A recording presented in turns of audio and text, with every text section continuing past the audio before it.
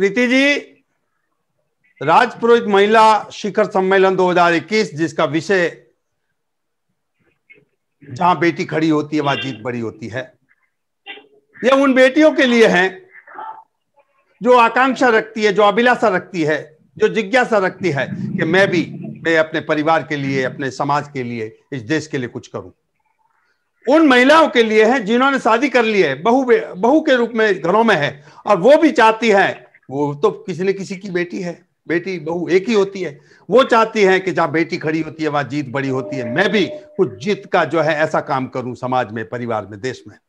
उन बच्चियों के लिए है जो बच्चियां पढ़ रही है, जो आगे बढ़ रही है, उन बच्चियों के लिए जो प्रोफेशनल क्षेत्र में जा रही है, और विशेषकर उन बच्चियों के लिए जो अभी तक गांवों में बैठी है। वो चाहती है कि हम भी पढ़ लिख करके आगे बढ़े, और हम भी जहां बेटी खड़ी होती है वहां जीत बड़ी होती है कि बात को चर्चा करें। आप बताइए, जहां बेटी खड़ी होती है वहां जीत बड़ी होती है, कैसे, किस मायने में, किस तरह से हो सकता है? भारत हमारा भारत है जो ये जानता है कि जहां बेटी खड़ी होती है वहीं से जीत शुरू होती है, और जहां बेटी से ही घर, परिवार और अनेक इतने सारे रिश्ते जो बेटी ही जोड़कर आगे, मतलब परिवार है जो हर अपने ससुराल में दोनों को जोड़ के रखती है, वो एक बेटी ही होती है जो दोनों परिवारों को जोड़ के रखती है। तो आज का भारत ये जानता है कि बेटी को किसी वर्ग, समाज या जाति में जहां बेटी खड़ी होगी वहीं भारत का विकास होगा। The same child is girl and daughter to stand, कि जहां गर्ल्स, लड़के यदि खड़ी नहीं होगी, इनको सपोर्ट नहीं मिलेगा तो लड़के कैसे आगे आएगी। आज परिवार में सब माताएं जितने भी हैं जो ये चाहती है कि भाई हम भी, हमारे पास भी कुछ हुनर है, कुछ ऐसी है जो हम आगे आए हर क्षेत्र में। तो मेरा कहने का मतलब यही है कि हर महिलाएं, किसी भगवान ने, ईश्वर ने कोई ना कोई चीज, गुड थिंकिंग दी है बच्चियों को, लड़कियों को, कि वो कुछ ना कुछ व्यक्ति करता ही है अपने जीवन में। तो ऐसी महिलाएं जो ये चाहती है कि भाई हम समाज में आगे आए और बढ़े, तो इसके लिए समाज को और परिवार को, उनको भी सपोर्ट करना चाहिए कि भाई लड़कियों को आगे आना चाहिए। और जो महिलाएं हैं, जो विडो है, और उनको भी ये लगता है कि भाई नहीं, घर पे ही रहना चाहिए, समाज क्या कहेगा, उनको भी आगे आने चाहिए। विवाह सम्मेलन जो भी हमारे जो है चल रहे हैं, जो भी समस्याएं, जो रूढ़ियां वगैरह आ रही है, वो महिलाओं के साथ ही है। पुरानी प्रथा को देखे तो उसमें महिलाओं की ही समस्याएं थी, और आज भी जो अभी ये जो प्रथा चल रही है, जो ये अभी का ही है, जो आमने सामने के जो विवाह सम्मेलन में होते हैं, उसमें भी स्थिति महिलाओं की ही दयनीय है। यानी आपके कहने का मतलब है कि जहां बेटी खड़ी होती है वहां जीत बड़ी होती है, लेकिन समाज में रीति के नाम पर कुरीति बन चुकी है। सीधा इसका इफेक्ट जो महिलाओं पर आता है, सीधा इफेक्ट जो है लड़कियों पर आता है, सीधा सीधा जो है उसका इम्पैक्ट जो है नारी समाज पर आता है। तो नारी समाज के लिए तो जहां जब वो खड़ी होगी स्वयं, आत्मनिर्भर की बात कर रहे हैं हम, कि आत्मनिर्भर के रूप में खड़ी होगी कि मैं भी पुरुषों के समकक्ष, मैं भी लड़कों के समकक्ष खड़ी होकर के समाज में बहुत कुछ कर सकती हूं। तो ऐसे माँ बाप को आप क्या कहना चाहेगी जो बेटी की एम्बिशियस है, भावना है कि मुझे भी कुछ बनना है, तो उन माँ बाप को आप क्या कहना चाहिए कि आप बेटी को किस तरह से आगे बढ़ाए? जी जी, माता पिता को मैं यही कहना चाहूंगी कि भाई आगे बढ़ना है, यदि हमें आगे बढ़ना है तो बहरे हो जाओ, कि कुछ लोग हैं जो सपोर्ट करेंगे, बाकी के तो सब ऐसे हैं जो सपोर्ट नहीं करेंगे। तो उनकी बातों पर ध्यान न देकर ऐसे लोगों पर ध्यान दे जो भविष्य में महिलाओं को या कन्याओं को आगे आने का सपोर्ट दे। और मेरा ये जो जर्नी है वो बहुत स्ट्रगल से हुई है, कि परिवार में इतना सपोर्ट भी नहीं था, क्योंकि पिताजी गांव में ही रहते थे, परिवार में इतना सपोर्ट नहीं था। बोलते थे कि बच्चे को पढ़ाना है, लिखाना है, तो बोलते थे इतना पढ़ा लिखा के क्या इसको कलेक्टर बनाओगे क्या, ये बातें घर में, परिवार में या समाज में बोले जाते हैं कि बेटी को इतना क्यों पढ़ा रहे हो, आप पढ़ाओगे तो इससे होगा कि आखिर में घर, दूसरों के घर जाएगी। मतलब व्यक्तियों के, जो लोगों, समाज में जो मानसिकता जो फैल रही है, घर कर रही है, बस बेटी के प्रति यही है कि वो पराए घर की है। यहाँ से भी यही है कि बेटी पराई घर की, और ससुराल वाले यही कहते हैं कि वो पराए घर से ही आई है। दोनों का मतलब बेटे है कहाँ पर वो पता नहीं है। आपको लॉ की पढ़ाई के लिए, LLB की पढ़ाई के लिए, जो वकालत की पढ़ाई है, उसके लिए घर में सबसे पहले किसने सपोर्ट किया? सबसे पहले मेरी मम्मी ने बहुत सपोर्ट किया मेरा। फिर पापा फिर भाइयों के ऐसे बहकावे में आ गए, तो बोला कि 10th तक हो गई, फिर बहुत है, इतना ही पढ़ाएंगे। फिर मम्मी ने बोला नहीं नहीं, ये घर पे बैठी बैठी लड़की करेगी क्या, आगे पढ़ाए। तो फिर मैं शुरू से 12th 10th पास होती गई, गैप किसी में नहीं आया। फिर उसके बाद में धीरे धीरे आगे बढ़ती गई मेरी जर्नी। फिर उसके बाद में 12th के बाद में एक संस्था है, उनसे मैं जुड़ी, और उनसे मुझे बहुत सारी, विवेकानंद ट्रस्ट है, उनसे मुझे बहुत सहायता मिली, क्योंकि पिताजी उस समय इतने सक्सेसफुल नहीं थे जो मेरी पढ़ाई के ऊपर खर्चा करें।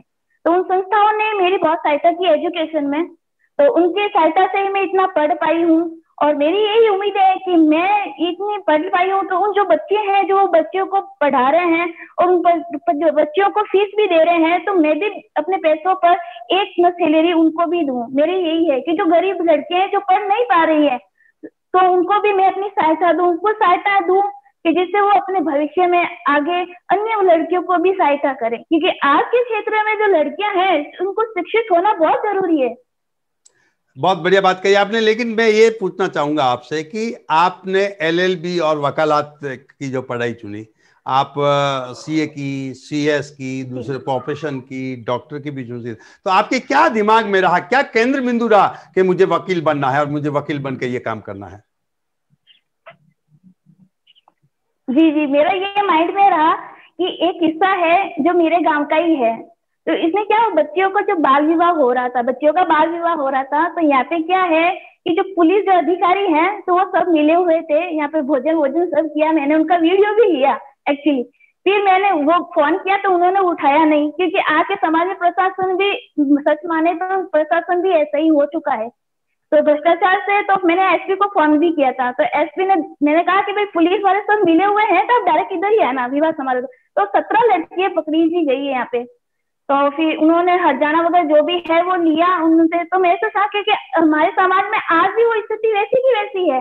बाल तो आपने उस समय संकल्प लिया, नहीं हो रहा, तो अदर समाज में तो ये संकल्प लिया कि मैं अब कानून के प्रति इसी फील्ड में कानून की छात्रा बनूंगी, जागरूक होंगी, तभी भी लोगों को जागरूक करूंगी।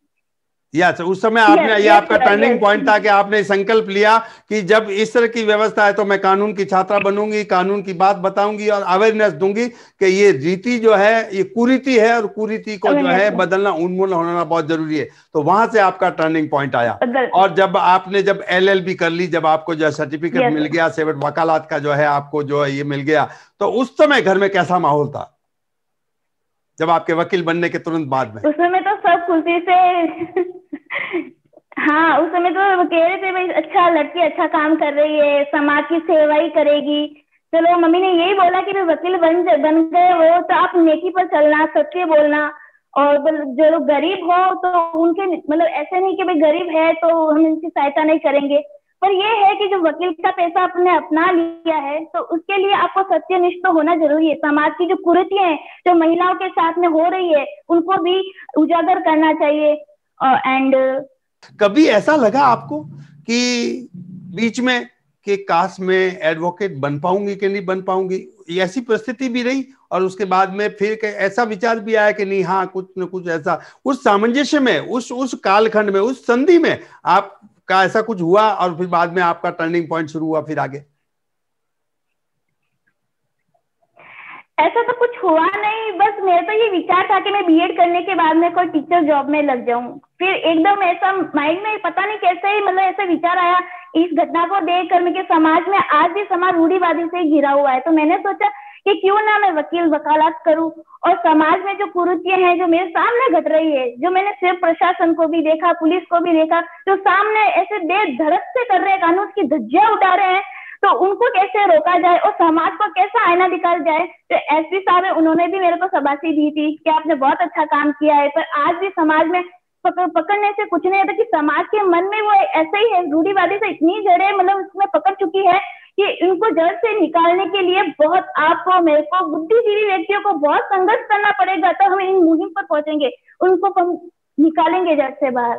देखो समाज की बेटियों, देखो ये जाबाज प्रीतिराज पुरोहित, जिसके एक टर्निंग पॉइंट था कि जे उनकी आंखों के सामने कुरीति हो रही थी और पुलिस वाले भी कुछ नहीं कर रहे थे, तो वो टर्निंग पॉइंट था कि मैं एडवोकेट बनूंगी, मैं वकील बनूंगी और इस कुरीति के लिए मैं खिलाफ लड़ूंगी और उन्मूलन करूंगी। ये होता है टर्निंग पॉइंट जीवन का। और उन्होंने ये जाबाज, जिसको हम जाबाज कहते हैं कि इतनी ताकत के साथ में आखिर उन्होंने एडवोकेसी की, वकील बनी और आज जोधपुर में जो है वकालत करती है। और वही उसी ईमानदारी के साथ में, जिस ईमानदारी से उनके माता पिता ने भी सिखाया। उनके माता पिता ये कहते हैं, उनकी मम्मी विशेष करके कहती है कि बड़ी ईमानदारी और निष्ठा से इस कर्म में लगे रहो, और जब ये निष्ठा से कर्म लगते हो तो निश्चित रूप से सेवा का फल मिलता ही है। और इस बच्ची से आप सीख सकते हो। माताओं और बहनों से भी निवेदन है, बिटियाओं से भी निवेदन है, और आने वाले कल की बिटियाओं से निवेदन है कि जज्बा भरो, जोश भरो और जज्बा भरो, सपना देखो और सपना देखने के बाद में उसको पूरा करने के लिए आगे बढ़ो। माता पिता अगर मना करते हैं तो उनको कन्विंस करो, आपकी जिम्मेदारी उनको कन्विंस करो। जो माता पिता सुन रहे हैं, अगर आपके बच्ची में टैलेंट नजर आता है तो वहां पर उनको इंस्पायर करने की कोशिश करो। और मैं निवेदन करूंगा कि बेटिया जिस तरीके से, जिस ढंग से आपको संबोधित कर रही है, आपकी भी समाज में, आपके भी घर में बच्चे हैं, बच्चियां हैं, महिलाएं हैं, आपके घर में बहुएं हैं, बेटियां हैं, उनको भी कहिए कि आइए, वेलकम, ये प्लेटफॉर्म आपका है। और निश्चित रूप से हम इसी को लेकर के एक वैचारिक क्रांति के रूप में आगे आ रहे हैं। बहुत ही उम्दा उन्होंने जो है, जैसे बेबाक प्रश्नों के बेबाक उत्तर दिए, उनके अंदर की बात बताई उन्होंने, इसीलिए यही जीवन है। बहुत बहुत शुभकामनाएं प्रीति जी, आपका इस विशेष कार्यक्रम राजपुरोहित महिला शिखर सम्मेलन 2021, जहां बेटी खड़ी होती है वहां जीत बड़ी होती, कहने की जरूरत नहीं। ये बेटी आपके सामने खड़ी है, ये जीत इसकी तो है ही है, उनके माता पिता की जीत है, उनके परिवार की जीत है, उनके समाज की जीत है और देश की जीत है, और उस कानून की जीत है जिस आधार पर, उस कानून की जीत है कि जिस कानून की धज्जियां उड़ाई जा रही थी, बेटी ने संकल्प लिया कि ऐसा नहीं होने दूंगी। कुछ कहना चाहेगी अंत में 2 लाइन में, बताइए। नहीं होने देंगे जी, मैं यही कहना चाहूंगी कि जैसे मैंने अपने स्ट्रगल में इतनी मेहनत की है, वैसी लड़कियां जो हुनर है उनमें, जो दिखाना चाहती है कि हाँ नहीं, हम समाज में कुछ कर सकती है, समाज का नाम तो रोशन करती हैं तथा देश का भी नाम रोशन करती हैं वो लड़कियां। और ऐसी लड़कियां हैं जो उनमें हुनर होने के बावजूद भी घर पर बैठा दिया जाता है। और गाँवों में जो अक्सर जो लड़कियां हैं वो सोचती है सीटियों में नहीं जाएंगी, माता पिता को उनको भरोसा भी नहीं होता, चली रहेगी, ऐसा करेगी। हर समस्या का सामना तो अपन को हमें ही करना पड़ेगा। हर समस्या का सामना हमें इसलिए करना पड़ेगा, हम ही कृष्ण हैं, हम ही अर्जुन हैं। तो जितनी भी समस्या है तो उनका समस्या डटकर कीजिए, और जो भी समाज में जो कुरीतियां हैं उसमें आप हिस्सा लीजिए और उनको कुरीतियों को जड़ से बाहर निकालिए, क्योंकि इसमें मेहनत लगेगी। माना कि एक दिन में ये कुछ नहीं होने वाला, इसमें समय लगेगा, पर विश्वास है कि इस समय पर हम जरूर कामयाब होंगे। बहुत बढ़िया बात कही आपने। इसने इशारों में कह दिया, सफलता का कोई शॉर्टकट नहीं है, आपको मेहनत करनी पड़ेगी, और मेहनत ऐसी करनी पड़ेगी कि आपके सामने कई समस्या आएगी, समस्या से अगर मुंह मोड़ दिया तो आप वहीं के वहीं रह जाओगे, कदम ताल करते जाओगे। समस्या से फेस वैल्यू कीजिए, समस्या से डटिए, समस्या के सामने आइए, समस्या स्वयं में आपका जो है आपको रास्ता देगी और समस्या खुद वहां से हट जाएगी। यही सबसे बड़ी समस्या है कि लोग समस्या को बहुत बड़ी समस्या मान लेते हैं। बहुत बहुत धन्यवाद प्रीति जी, आपने बहुत ही अच्छा एक्सक्लूसिव अपनी बात कही, समाज की बेटियों को, समाज की बहुओं को, समाज की माताओं को, और समाज के उन समाज के सभी लोगों को कि अपनी बेटी और बहुओं के लिए कुछ सोचे। बहुत बहुत धन्यवाद जी, बहुत बहुत धन्यवाद आपका। Thank you sir.